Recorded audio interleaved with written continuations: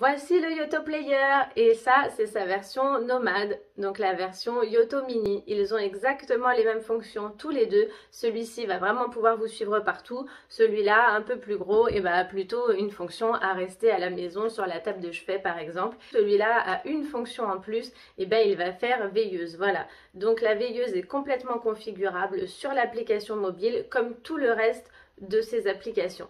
Son écran pixel qui est super agréable à regarder, un écran qui n'a pas vocation à faire des vidéos mais simplement à montrer l'image, donc soit de l'heure, quand ce sera la journée on verra un soleil, quand c'est la nuit c'est la lune et quand on va écouter de l'audio il y a l'image qui s'affiche ici. C'est trop fort, baisse le son! Alors oui bien sûr on peut baisser le son directement sur ce petit bouton, mais surtout nous parents on a possibilité de bloquer le niveau maximum de son depuis l'application mobile et ça c'est génial pour la paix dans la famille.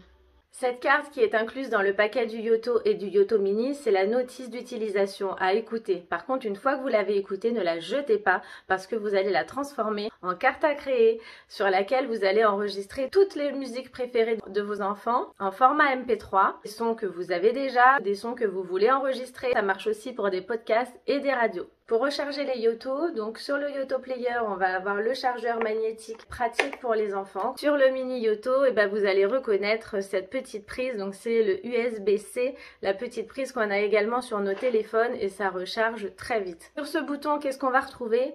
On appuie une fois, on retrouve un super podcast, le mini journal de Yoto. La marmotte passe la moitié de l'année dehors et l'autre moitié sous terre. Et quand on appuie une deuxième fois, on va retrouver Radio Yoto. Musique douce ce matin. L'utilisation du Yoto ou du Yoto Mini est vraiment très simple. On a la carte audio, on vient la lâcher dans la petite fente. Ce bouton-là, c'est le volume.